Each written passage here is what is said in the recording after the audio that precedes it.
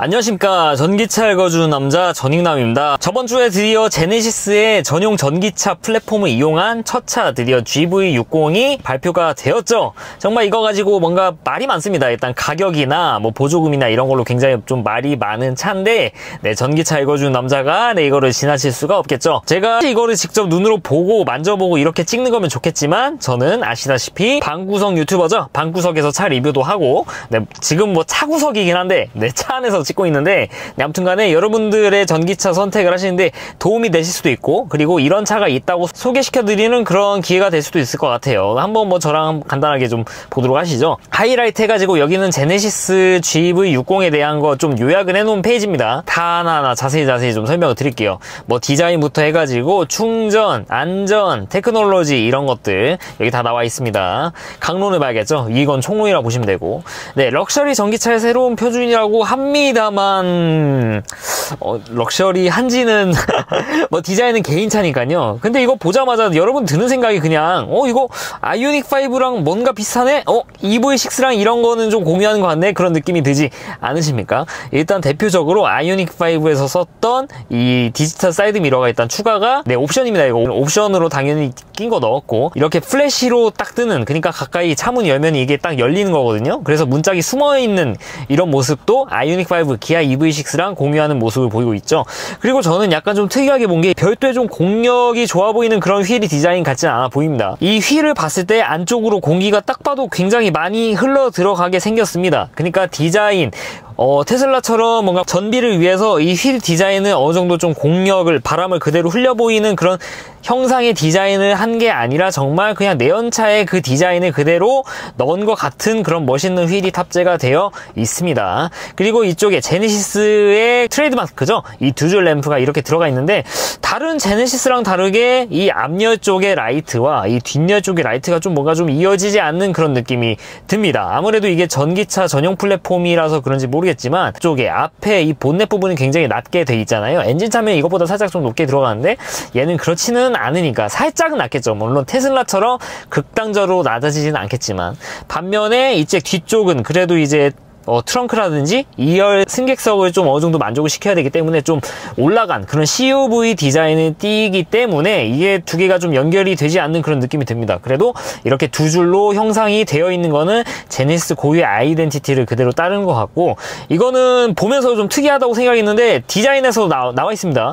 휀다가 보통은요, 이 파팅이 이렇게 되어 있습니다. 이런 식으로 파팅이 되어 있는데 본넷 부분이 이쪽에 휀다까지 침범을 합니다. 그러니까 이거 본넷 열면은 굉장히 크게 열릴 것 같은 그런 느낌이 드는데, 밑에 전기차의 이런 뭔가 좀 깔끔함 이런 거를 위해서 이렇게 했다고 하는데, 사고 나면은 휀다 한 짝을 갈 게 아니라 본넷까지 갈아야 되는 그런 안타까운 상황까지 있을 수 있다. 이거는 뭐 최악의 상황이니까 생각하지 말도록 하죠. 다만 이런 것들, 이런 거 굳이 이렇게 한다고 디자인이 뭔가 깔끔해 보인다는 생각은 사실 저는 개인적으로 들지 않아가지고 네, 아무튼 전 그렇습니다. 여기 휀다 부딪힐 일이 뭐 저는 없지만 사고 영상들이나 이런 거 보면 굉장히 쉽게 손상받는 부위인데, 본넷까지 갈아야 되는 상황이 올 수도 있다. 네, 뭐 펴면 되겠지만 잘 펴질까? 아무튼 전 그런 걱정이 되고, 그리고 이쪽에 T자 어디서 많이 봤죠? 네, 테슬라? 당연히 이게 테슬라 따라한 거 아니고 그냥 이 모터를 따라한 거죠. 이 모터 안에 들어가는 로터가 이렇게 그러니까 이게 360도로 이렇게 쭉 이어져 있습니다. 그 중에 하나를 가져와서 이렇게 박아 넣은 것 같은데, 이렇게 포인트를 준 거죠. 테슬라는 그걸 가지고 이제 이 로고를 만든 거고, 이 차는 이걸로 난 전기차다, 전기차에서 가져온 로터를 기반으로 이렇게 포인트를 줬다라는 거를 표현을 하고 있는 것 같습니다. 그 밖에 디자인은 봤을 때 막 과한 느낌은 들지 않죠. 요새 현대 기아 차량들이 되게 디자인이 좀 과하죠. 네, 아이오닉5는 좀 특이하게 과하고, EV6는 자, 처음엔 이뻐 보였는데 솔직히 말씀드리면은 지금은 좀 안 이뻐요. 실물 보니까 좀 별로 같은 느낌이 들고, 왜냐면 이 헤드라이트가 좀 극단적으로 커가지고 좀 약간 좀 디자인이 좀 안 어울리는 그런 느낌이 들어서 최근에 제가 아이오닉5가 좀 더 이뻐 보인다고 그렇게 말씀드려왔죠. 얘는 그런 면에서 봤을 때 좀 뭔가 정돈된 느낌, 아무래도 럭셔리 브랜드다 보니까 그런 것 같은데, 좀 파팅 라인도 그렇고 이런 접힌 부분도 그렇고 좀 과한 느낌이 들지 않습니다. 아반떼 보면 막 이렇게 막 삼각형으로 접혀있고 난리 나잖아요.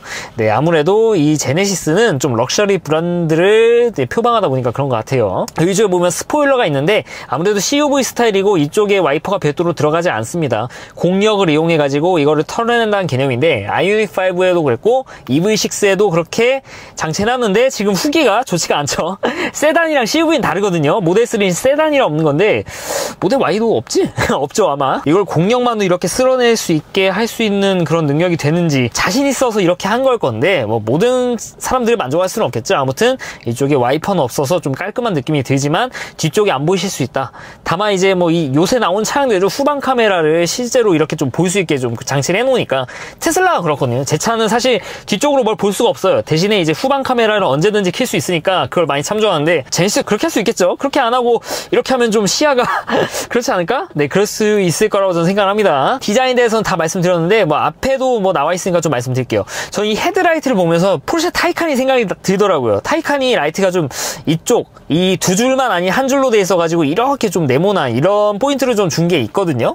그래서 좀 타이칸 느낌이 드는데 반면 이쪽에 거대한 그릴을 보니까 그러니까 전기차 치고 좀 거대한 느낌이 드는데 기아 모닝 뒷모습 닮았습니다. 네, 전 보자마자 그 생각이 들었어요. 그렇지 않습니까? 모닝 뒷모습 보면 이렇게 입 벌리고 있듯이 그렇게 보여주고 있거든요. 근데 이 모닝 뒷모습 앞에다 넣고 이쪽에 모델 3처럼 공력, 공기계수 낮추기 위한 그런 형상을 띠면서 포르쉐 타이칸의 라이트를 뭔가 좀 차용한 듯한 그런 느낌이 드는 거는 제 생각인지는 모르겠습니다. 제가 뭐 디자인에 조예가 있는 사람 아니고 정말 일반인의 기준으로 이렇게 보는 거니까 그냥 되게 주관적인 겁니다. 제 말이 정답 아니고요. 그냥 그렇게 보인다는 겁니다. 여기 보면은 그릴을 크게 매치했다고 하는데 뭐 전기차도 당연히 이렇게 뭐 엄청나게 진짜 그릴 아니지만 이렇게 공기 통로가 필요합니다. 결국에 뭐 배터리 냉각을 얻기 위해서는 당연히 이렇게 공기 투입구가 필요한 건 당연한 건데 다만 테슬라 차량 이게 굉장히 얇게 돼 있죠. 테슬라 차량들은 그 슈퍼카에서나 쓴다는 이 옆으로 이렇게 들어갑니다. 그러니까 눕혀 있다고 해야죠. 그러니까 또를 틀어주고 눕혀 있기 때문에 여기를 작게 가져가는데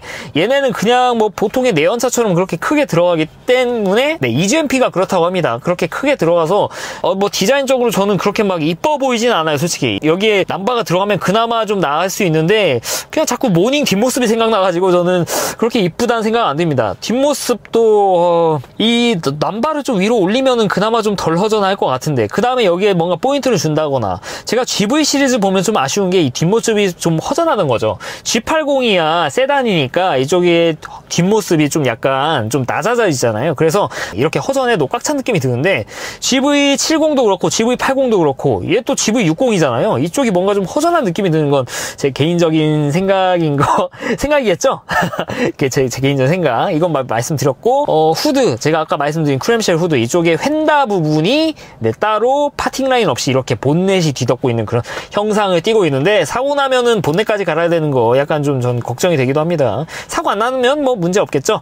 인테리어는 뭐, 이거 GV70 생각나는 그런 디자인을 가지고 있는데, 그냥 요새 나오는 그냥 현대기아의 거의 국룰급인 그냥 디스플레이 같습니다. 그냥 현대기아의 어떤 차를 타더라도 그냥 이런 디스플레이가 들어가죠. 다만, 이쪽이 살짝 꺾여있는 그런 게 있습니다. 그래서 운전석에서 보기 좀 편리하다. 보면 또 UI가 제네시스에 좀 특화된 모습처럼 보여지긴 하는데 특별한 기능이 그렇게 많이 추가된 건 아니니까 그냥 뭐 디자인적인 면만 좀 봐야겠죠. 그럼 봤을 때는 뭐 깔끔한 생각이 들고 GV70 느낌이 들면서 역시 제네시스는 제네시스다라는 느낌이 듭니다. 그리고 크리스탈 스피어 가지고 사람들이 또 말이 많은데 저는 이게 잘 모르겠습니다. 다만 이게 대중 브랜드는 아니잖아요. 제네시스가 표방하는 게 럭셔리 브랜드를 표방하다 보니까 이런 쪽으로 좀 다른 EV6나 아이오닉 5와 좀 차별점을 두는 듯한 그런 느낌이 듭니다. 사실 이게 실용적인 면에서 이게 쓸모가 있을까 생각을 해봤어요. 전기차야 너무 조용하니까 전원이 켜져 있나 안 켜져 있나 그런 거를 쓸 수 있는데도 볼 수 있는 그런 실용적인 면을 갖췄다고 하는데 그거는 그럼 이렇게 별도의 시동 버튼이 없는 이 테슬라 차량은 그럼 뭡니까 그러면? 아니 전 그런 생각이 들어가지고 그냥 럭셔리다 그냥 이런 포인트가 있다 그냥 디자인적인 요소 그 이상 그 이하도 아니라고 봅니다. 사람들이 이거 가지고 막 혁신이라고 하는 건 아니잖아요. 그냥 걱정되는 거는 그냥 이게 안 열리는 상태가 안 왔으면 좋겠지만 그런 상황이 올 것 같아가지고 그러니까 차가 움직여야 되는데 변속해야 되는데 시동을 켰는데도 여전히 이게 스피어 형상을 띄고 있단 말입니다. 그래서 기어 변속도 못하는 상황. 개인적으로 저는 이 기어 변속 쪽은 테슬라 차량이 가장 직관적이고, 그 다음 아이오닉 5도 그나마 좀 직관적이라고 보는데 여전히 뭐 이런 모습을 갖추고 있습니다. 편의성 면에서 아이오닉 5가 좀 더 나아 보입니다. 플로팅 콘솔이 있고, 아무래도 전기차 전용 플랫폼이니까 이쪽이 텅 비어 있죠. 아이오닉 5처럼 이게 아일랜드처럼 움직이지 않아요. EV6는 고정되어 있는데 얘도 고정이 되어 있죠. 그리고 뭔가 수납할 곳은 이쪽인데, 운행하면서 뭔가 움직일 여지가 많은 곳이라서 흘러내리고 해서 뭔가 좀 페달 쪽으로 가면 좀 안 좋은 상황이 올 수도 있는데, 그런 설계들이 좀 계속 좀 보입니다. 한번 설계해놨기 때문에 이걸 바꾸는 게 쉽지는 않은 것 같아요. 이게 많은 분들이 이 사항을 좀 지적하는데, 뭐 나중에는 개선이 될지 안 될지 모르겠지만 일단 뭐 개방성은 확실히 좀 보인다, 그렇다고 좀 생각할 수 있을 것 같아요. 네, 굉장히 디자인 면에서 되게 많이 할당하고 있습니다. 맨 앞이 디자인이잖아요. 이걸 보면은 이 제네시스 그리고 현대기아가 어떤 걸 추구하는지 알 수 있죠. 지금은 디자인과 이런 충전, 아무래도 이게 테슬라 대비 좀 내세울 수 있는 것들이죠. 디자인도 전 솔직히 모델 3가 훨씬 이뻐 보이고 팔이 안으로 굽는 게 아니라 전 진짜 그렇게 보이고, 충전은 확실히 이 현대의 EGMP 플랫폼이 우위를 점하고 있는 건 팩트예요. 다만 뭐 제가 옛날 말씀드렸다시피 테슬라는 이 V3 충전, V2 충전했을 때 차가 어떻게 뭔가 이상현상을 보인다거나 이런 것들이 전부 데이터베이스화가 되어 있기 때문에 안전성을 가지면서 최적화된 최고 충전 속도를 잡는이라고, 저는 이렇게 충전 속도를 낮춘 거라고 봐요. 실제로 모델 3 슈퍼차저 V3 돌려보면은 냉각이 되다가 또 어느 순간 멈춥니다. 한 60-70% 되면은 또 냉각팬이 크게 안 돌아요. 되려 막 40, 50 굉장히 충전 속도 빠를 때만 돌아가거든요. 그 말인즉슨 좀 인위로 이렇게 충전 속도를 낮추는 것 같은데, 테슬라가 그렇게 인위로 낮추는 이유가 저는 있을 거라고 생각을 해요. 400V, 800V 시스템 그 차이로 인한 이 전력 손실, 이 열로 인한 손실이 그런 것도 있겠지만, 그래서 저는 이 언제 꽂아도 뭔가 200kW 이렇게 나오는 거에 대해서 좀 전 그냥 개인적으로 좀 불안하다는 생각이 듭니다. 그냥 그렇게 계속 이 차량들을 충전했을 때 3, 4년 뒤에 그리고 5, 6년 뒤에는 어떤 반응이 나타날지에 대해서 한번 좀 지켜봐야 될 문제인데, 이거는 제가 어떻게 지금 뭐 논문이나 이런 것도 없고, 이거는 진짜로 지켜보는 사용자 데이터 쌓인 거를 보고 나서 말씀드려야 되는 거니까 그냥 뭐 제 개인적인 선호도라고 그렇게 생각하시면 될 것 같아요. 그거는 그냥 제외하고 충전만 놓고 보면 당연히 EV6 아이오닉 5, 이 제네시스 GV60이 테슬라 대비 효율적이고 속도 빠른 거는 인정을 해야 되는 부분입니다. 그리고 뭐 충전도 이렇게 돼 있는데, 이렇게 뭔가 포인트를 줬죠. 이게 사실 뭐 기능적으로 큰 영향은 없죠. 어차피 여러분 충전하는 거 핸드폰으로 다 보잖아요, 몇 프로 충전했는지. 아무튼 간에 이런 포인트 같은 거, 저는 뭐 아까의 뭐 크리스탈 스피어도 그렇고 이런 포인트도 그렇고 아이오닉 5도 좀 비슷한 게 들어갔는데, 이런 거는 뭐 차량들의 뭔가 뭐 외적인 그런 거를 좀 뽐내기 위한 그런 거니까 뭐 있어도 그만 없어도 그만인데, 그래도 있으면은 좀 뭐 있어 보이긴 하겠죠. 있어빌리티. 아무튼 그렇습니다. 그리고 11kW로 증대 충전 시간을 단축시켰다고 하는데, 이거는 사실 여러분들 완속 충전기 중에 대부분은 완속은 7kW급이거든요. 그거보다 낮았으면 낮지 높진 않습니다. 테슬라 차량들 중에 이 월 커넥터 그 2 버전, 두 번째 버전이 11kW까지 지원합니다. 그 말즉슨 테슬라 차량들도 11kW를 받는다는 거죠. 온보드 차저가 그만큼 지원합니다. 다만 모델 3 스타일리지 플러스급에서는 이걸 지원 안 하는데, 롱레인지 이상부터는 전부 다 이 속도를 지원하거든요. 네, 마찬가지로 뭔가 내세울 만한 그런 건 아니죠. 사실 완속 충전이 7kW에서 11kW로 뭐 빨라졌다고 하는데, 이걸 주는 11kW로 주는 충전기가 사실 거의 없죠. 그냥 거의 없는 거라서 뭐 이게 의미가 있나 싶습니다만, 개인 충전기를 설치하실 분들에게는 약간 좀 도움이 될 수 있는 내용이죠. 이거는 뭐 EGMP의 장점, 540 시스템, 이거는 훌륭한 시스템이라고 생각하고, V2L, 제가 V2L은 좀 요새 갈수록 좀 좋게 생각을 합니다. 있으면 당연히 좋죠, 없는 것보다. 있었으면 제가 지금 뭐 맥북 같은 경우, 저 같은 경우 이제 USB-C 타입으로 시거장 연결해가지고 가끔 구동하거든요. 다만 이게 220V인 거랑 USB-C 타입 쓰는 거랑 당연히 이게 확장성이 다르니까, 이거는 굉장히 현대기아가 잘하고 있는 거라고 보여집니다. 테슬라도 사실 기술적으로 이게 뭐 못하겠습니까, 이걸? 로켓터 쏘는 회사인데, 다만 이제 테슬라 같은 경우 이제 뭐 양덕들이 문제고, 미국 같은 경우에는 이런 전기를 공급하는 것도 지역이 워낙 크니까 좀 안 좋은 곳들이 있대요. 원활하지 않은 곳이 있는데, 그러라고 이제 ESS 시스템이 이제 이렇게 발달하는 건데, 이제 테슬라 차량을 ESS처럼 쓰면은 테슬라가 하고자 하는 이 ESS 사업에도 분명히 지장이 있을 수 있잖아요. 사람들이 ESS 안 쓰고 차를 사가지고 이렇게 굴리게 되면은 당연히 문제가 되니까. 모델 S 배터리 보면 막 100kWh 막 이러잖아요. 그래서 저는 이런 사업적인 면에 있어서 지금 테슬라가 이 V2를 안 하고 있는 거지, 저는 못 하고 있다는 생각은 사실 좀 들지는 않습니다. 네, 진짜 이런 사업적인 면을 봐야지 기술적인 면만 놓고 보면은 안 됩니다. 배터리 컨디셔닝 옵션이 들어갔는데, 저는 이거 당연히 EV6랑 아이오닉5에 있는 줄 알았거든요. 근데 제가 구글링 해보니까 없더라고요. 아니, 이거 당연히 들어갔어야 되는 게 아닌가 싶은데, 이거는 뭐 당연히 테슬라에 들어가 있는 거고, 그러니까 이런 거죠. 예를 들어 뭐 겨울이라든지 아니면은 뭐 충전을 하기 전에 배터리를 먼저 달고 나서, 충전하기에 가장 최적화된 온도로 달고 나서 바로 꽂았을 때 최적의 속도를 낼 수 있게 이런 배터리 컨디셔닝을 미리 해놓을 수 있는 모드가 테슬라 차량에 있고, 이번에 EGMP 플랫폼에서는 GV60에서 처음 들어갔다고 합니다. 이걸 왜 안 넣었나 싶어요. EV6 이 아이오닉5랑 이게 못 넣을 기술력이 아니거든요, 현대기아에서 봤을 때. 그래서 이런 쪽에서 끝나누기를 하는 건가 하다못해 이런 거에 대해서, 그래서 저는 약간 좀 의아해가지고 찾아봤는데 진짜 없더라고요. 네, 제가 못하는 건가? 아무튼 이건 좀 약간 좀 의아합니다. 제가 없는 게 좀 말이 안 되는 거라서. 이런 장점들이 있습니다. 겨울철에도 운행하기 전에 한 10분 전에 이 배터리 컨디셔닝을 해놓고 하면은 배터리에도 좋고 차 전체적인 컨디션이 좋습니다. 그래서 테슬라 차량들은 예약 모드가 있어가지고 이런 거 많이 쓰는데, GV60도 이거를 이용할 수 있다라는 거 말씀드리고 싶습니다. 전용 서비스 뭐 이런 뭐 어플로 이용할 수 있는 거, 이건 뭐 다 할 수 있는 거 아닙니까? 네, 그리고 안전인데 뭐 배터리 뭐 훌륭하겠죠. 뭐 사실 HDA2하고 뭐 이런 거 뭐 말씀을 더 드릴 만한 건 없을 것 같아요. 그냥 모든 다른 현대 기아 제네시스에 있는 안전 편의 사항이 들어갔다 보시면 되고, 저는 이거 안전하차 보조 이런 거는 좀 테슬라에도 좀 들어갔으면 하는데, 예를 들면 이런 거죠. 운전석이야 사이드미러에서 뒷차가 오냐 안 오냐를 볼 수 있으니까 문 여는데 지장이 없습니다. 근데 이쪽에 후열 승객석에서 운전석 쪽으로 굳이 문을 열게 되면은 이런 곳 안 여는 게 맞죠, 안 여는 게. 다만 우측도 문제가 될 수 있는 게, 워낙 이제 배달 오토바이 분께서 이 정차되어 있는 차 그 옆으로 막 지나가려고 하니까, 이런 경우에는 만약에 뭔가 온다 그러면은 감지를 해가지고 문을 잠궈버린다는 거죠. 이런 안전 시스템은 정말 우리나라가 이런 디테일 같은 거를 잘하는 것 같아요, 우리나라가. 그래서 이런 옵션 아주 좋은 옵션이라고 저는 생각을 하고 있습니다. 특히 가족이 있으신 분들, 주차 안전 보조, 이거 다른 현대기아차에도 있는 것들이죠. 근데 이걸 보면서 좀 느끼는 게 테크놀로지가 이쪽 가야 있습니다.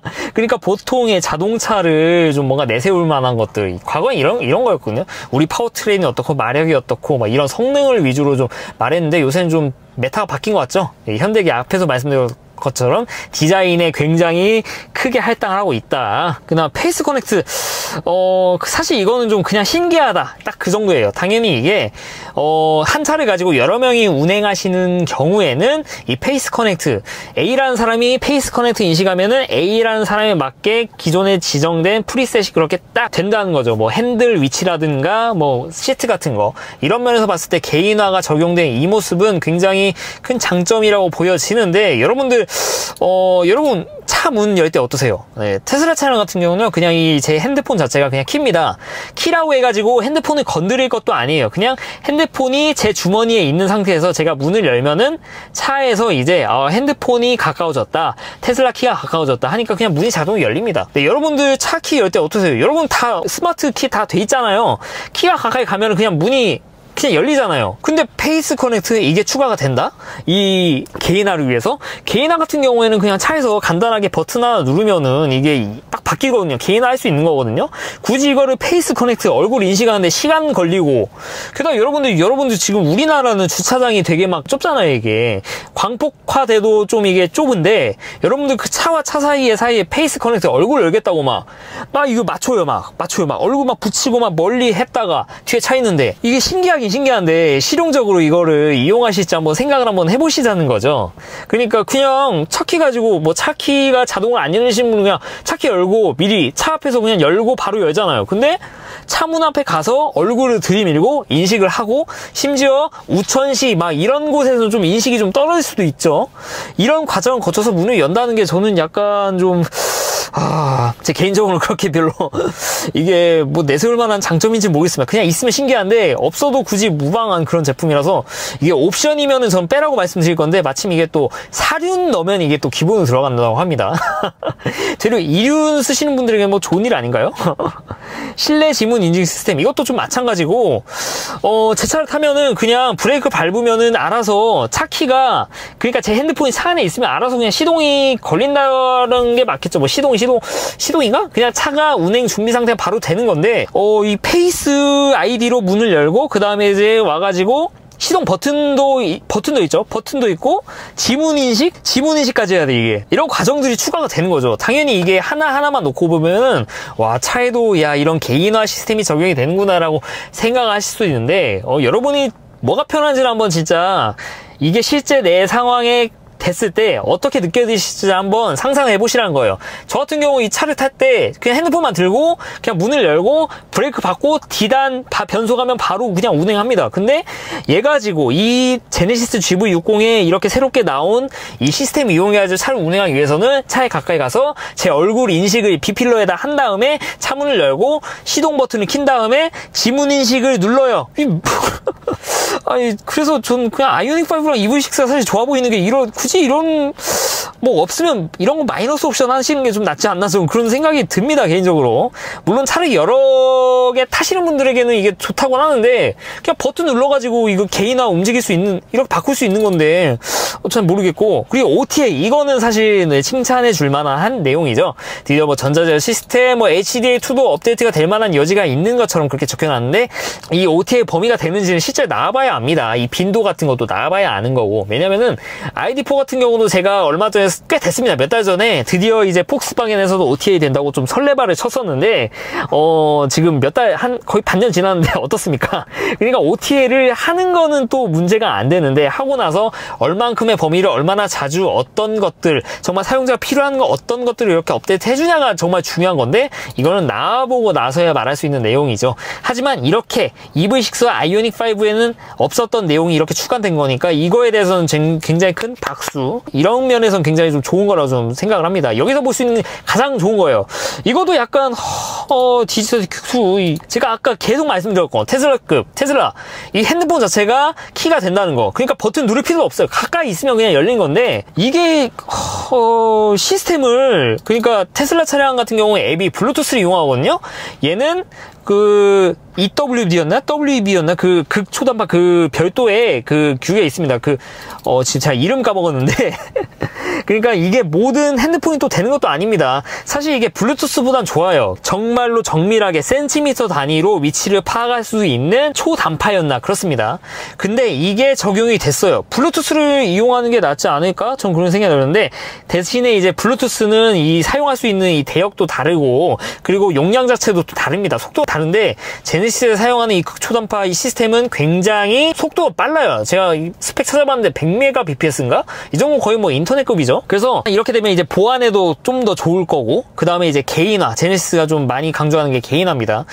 A라는 사람과 B라는 사람이 각기 다른 것도 이런 정보도 파악해가지고 B키를 가져다 대면은 이제 B에 맞게 이렇게 자동으로 딱 세팅이 되는 것들 이런 거는 장점이라고 볼 수 있는데 다만 이거를 지원하는 핸드폰만 된다는 거 보니까 갤럭시 중에서도 최신형만 또 되는데 굳이 그럴 필요가 있나 저는 그냥 블루투스를 적용하지 테슬라는 좀 다르게 보이고 싶었는지 아니면 보안 때문에 그런 거였는지 보안이라고 생각을 하겠습니다. 네, 우리는 보수적이라서 테슬라처럼 그냥 블루투스로 막 안 풀 거야 라고 말하는 거라고 저는 그렇게 이해를 하도록 하겠습니다. 아무튼 이거는 장점이지 뭐 내세울 만한 장점인지 사실 좀 모르겠어요. 테슬라 이거 가지고 내세우지 않잖아요. 이런 것들 내세우는 게 아닌데 아무튼 뭐 그렇습니다. 인포테인먼트 시스템 이건 뭐 근데 이 시트가 이게 말이 많은데 여기 아니 요새 아니 제네시스 같은 차에 왜 직물 시트가 사이드에 이렇게 들어가는 그래도 5,990만 원을 맞추기 위한 좀 그런 똥꼬쇼라고 생각을 해야 되는지 모르겠는데 직물 시트도 잘 만들면 낫다라는 얘기가 있지만 여러분들 프리미엄 차 중에 지문 시트 없잖아요. 그래가지고 시트는 무조건 바꿔야 될 것 같습니다. 제가 나중에 이제 옵션 가지고도 영상을 하나 찍을 건데 그때 좀 자세히 좀 말씀을 드려야 될 것 같아요.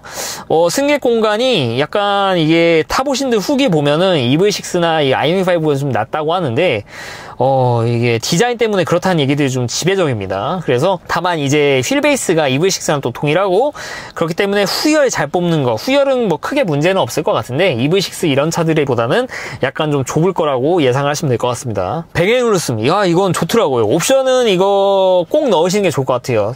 스피커가 21개였나 17개였나 이렇게 들어가는데 제가 옵션 때 자세히 말씀드릴 건데 뱅앤올루슨 무조건 넣으셔야 됩니다. 그리고 퍼포먼스 그러니까 주행 관련된 차가 가고 서고 이런 것들을 이게 맨 앞에 있어야 되는 게 정상이라고 생각하는데 그렇지가 않네요. 여기 보면은 이제 EGMP가 있고 뭐 부스트 모드, 아마도 최고 이 한계까지 끌어넣을 수 있는, 연끌할 수 있는 그런 부스트 모드가 있어서 가속할 때 순간적으로 10초 동안 부스트 모드를 즐길 수가 있다.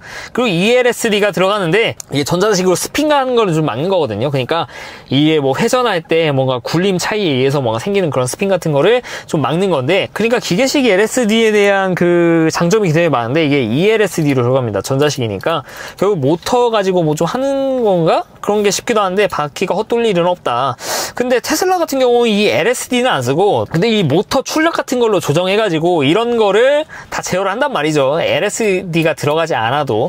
마찬가지로 제네시스도 그렇고 아이오닉도 그렇고 뭐 EV6도 그렇고 일반적으로 이 모터 가지고 좌우 이런 구동력 같은 거를 상당 부분을 조율을 합니다. 그래서 스핀 같은 것도 다른 뭐 전기차는 내연차보다 덜해요. 모터를 좀 다루면 되는 거니까. 그렇다고 이 LSD가 쓸모가 없는 옵션이냐? 그렇지는 않죠. 이 차량 같은 경우, 그러니까 이거 옵션을 넣으실 분들은 아마 퍼포먼스급 가야, 사실 이게 옵션 폴 보니까 퍼포먼스 가야 좀 붙여주는 건데, 트랙이라든지 산 같은 데서 막 이렇게 막 도실 뿐 아니면은 굳이 뭐 필요 없는 옵션이라고 생각을 합니다. 기존의 전기차가 훌륭한 그런 뭐 좌우 배분 그런 게 있기 때문에 말씀을 드린 거예요. 그래서 이거는 아시는 분만 하시는 게 좋은데, 마침 또 퍼포먼스에 들어가니까 퍼포먼스 사실 분들은 이런 걸 안 상태에서 사시는 분들이겠죠. 가격도 워낙 장난 아니니까.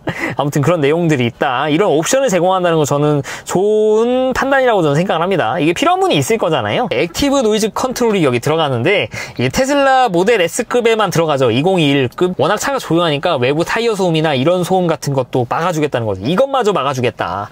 참 대단합니다. 예를 들어 이런 파형의 이 노이즈가 나오는데 이제 이거에 상쇄되는 것들, 뭐 이어폰의 그런 정말 그런 급을 생각하시면 안 됩니다. 엄청 막 조용한 그런 거를 예상하시면 안 되는데 그래도 없는 것보다 훨씬 나을 거라 생각합니다. 안 그래도 제네시스 조용한데 이런 면에서는 프리미엄이 맞는 것 같아요. 뭐 갤러리나 이런 거는 뭐 사진 보여주는 거니까 패스하고요.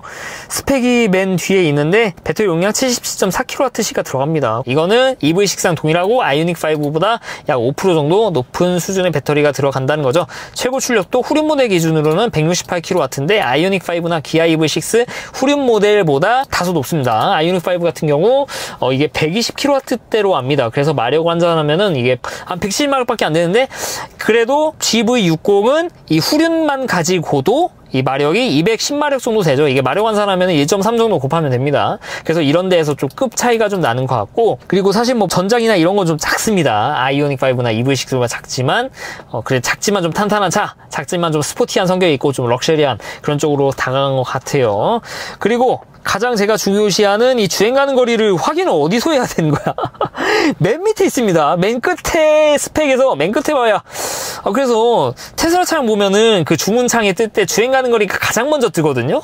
EV6도 좀 자신 있게 뽑았어서 그런가, 비록 이륜 모델이지만 그렇게 자신 있게 나왔는데 뭔가 좀 자신이 없는 느낌? 이걸 굳이 눌러봐야까지 볼 수 있다는 거죠. 19인치 싱글 모터 기준으로 451km를 뽑아내고 있습니다. 이 정도면 EV6보다 좀 떨어지지만 아이오닉5보다 좀 높다. 아무래도 아이오닉5는 이 배터리 용량 차이가 크고 EV6와 이 차의 차이는 아마 공기저항계수 쪽에서 차이가 있지 않을까 저는 그렇게 생각을 하고 있습니다. 형보다 나은 아우 그래도 프리미엄을 좀 넘을 EV6가 좀 해자네. 다만 이거 테슬라랑 비교하면은 테슬라랑 비교는 안 할 수 없죠. 참고로 테슬라는 롱레인지 이상은 무조건 듀얼 모다가 들어갑니다. 얘로 봐야 되는데 차이가 좀 많이 나죠. 일회 충전 주행거리가 이게 뭐 사람들이 공식이 아니다 이거보다 떨어질 거다 하시는데 큰 차이 없을 겁니다. 현대기아 그쪽에서도 이 주행 가는 거리 인증할 때는 똑같이 받기 때문에 이거랑 똑같이 받으니까 실제 인증받을 때도 이거랑 큰 차이는 없을 거라고 생각하시면 되시고 400km면은 테슬라 모델 3 롱레인지가 500이 넘죠. 모델 Y도 500이 넘죠. 모델 Y 같은 경우 이거보다 훨씬 차가 큰데 주행 가는 거리가 좀 차이가 많이 나죠. 20인치 가면은 380으로 떨어지고 퍼포먼스 가면 더 떨어집니다. 근데 뭔가 이 사이에 뭔가 보니까 이 전륜 쪽에 모터도 좀 달라지긴 하는데 전륜 모터가 항상 계속 돌아가는 건 아니고 필요할 때만 작동하기 때문에 이렇게 전비 차이가 그나마 좀 안 나는 것 같아요. 아마 20에서 21인치 이 차이는 딱 휠 사이즈만큼 차이가 나는 것 같거든요. 그래서 전비 차이는 크게 영향이 없을 것 같은데 주행 가는 거리가 368이면은 한국 기준 368이면 잘 모르겠습니다. 분명히 이렇게 말씀하실 수도 있어요. 실주행거리 당연히 기계 나올 거다. 그건 당연한 얘기예요. 제 차도 그렇고요. 모든 전기차가 마찬가지입니다. 그래서 그런 얘기를 자꾸 이게 어디서 나오는지 모르겠는데 저 잘 모르겠습니다. 사람들이 이제 뭐 공인 한국에서 뭔가 인증한 걸 좀 안 믿으려고 하고 그래도 제가 한국에서 이 겨울철은 뭐나 이게 편차가 클 수 있는 그런 여지가 많아가지고 안 믿는다고 말씀드렸지만 이 EPA 측정하는 우리나라 이 주행 가는 거리 측정하는 기준은 거의 뭐 정말 명문화 돼 있거든요, 거의. 그래서 전 잘 모르겠습니다. 자꾸 왜 실주행 거리를 자꾸 막 얘기하는지. 누가 보면 테슬라는 실주행 거리가 안 나온 줄 알아요. 아무튼 그렇습니다. 제가 오늘은 좀 말씀드린 걸 보니까 좀 부정적으로 말씀을 드린 것 같아요. 제가 그렇게 볼 수밖에 없습니다. EV6는 좀 다르죠. EV6는 좀 좋게 말했는데 GV60은 그렇게 좋게 말씀을 드리지 않았습니다. 왜냐면은 뭐 뒤에서 이제 가격표 보고도 말씀을 드리겠지만 저라면 안 살 것 같아서 EV6나 아이오닉5는 그래도 뭐 좋다 이렇게 말씀드렸는데 얘도 당연히 좋죠. 좋은데 이게 프리미엄이냐 제네시스 브랜드 말고는 뭔가 이 EV6 대비 뭔가 뛰어난 게 있나 잘 모르겠어가지고 제가 딱 아는 게 사람이 아는 만큼 보인다고 저는 그렇게밖에 몰라가지고 저는 EV6나 아이오닉5가 되려 낫지 않나? 심지어 EQA 제가 EQA는 진짜 잘 안 보는데 EQA까지도 이 돈 주고 살 거면 EQA 그냥 깡통 사는 것도 살짝 들 정도로 모르겠습니다. 그래서 가격표 보기 전에 이런 생각이 들었는데 가격표 나오고 나선 이제 좀 약간 제가 좀 부정적으로 좀 변한 것 같아요. 그래도 이 프리미엄, 이 제네시스 브랜드에 대해서 높은 가치를 부여하는 분이고 그리고 내부는 차는 럭셔리하지 이런 생각을 가지신 분들에게는 그래도 좀 합리적인 선택이 되지 않냐. 차를 선택하는 데 있어서요 뭐 정답은 없습니다. 내가 돈 주고 산 차인데 뭐 차를 항상 또 효율적으로 사야 되는 거 아니잖아요. 모든 사람이 효율적인 차만 산다고 하면은 사람들이 다 근데 왜 차 사면 안 되죠. 모든 사람들이 차를 선택하는 데 있어서 이 주행 가는 거리, 성능, OTA 이런 것만 가지고 사는 건 아니니까 그런 면에서 봤을 때 GV60도 사신 분이 굉장히 많을 것 같다. 이것도 뭐 물량도 그런 걸 수도 있겠지만 없어서 못 사는 차지 당연히 막 재고가 남아돌고 그런 차가 되지는 않을 것 같아요. 네, 오늘도 영상 짧게 말하려고 이렇게 영상을 다시 찍었는데 영상 또 너무 TMI 한 것 같습니다. 네, 일단 사과의 말씀 드리고요. 다음에는 이 제네시스 GV60에 이 나온 게 있잖아요. 이 가격표를 가지고 전익남이라면 이런 트림의 차를 사겠다라고 좀 말씀을 드리는 영상으로 한번 찾아뵐 수 있을 것 같습니다. 이것도 찍고 이제 폴스타도 찍어야 되는데 제가 요새 일이 많아가지고 네, 죄송합니다. 네, 아무튼 간에 긴 영상 시청해주셔서 대단히 감사합니다.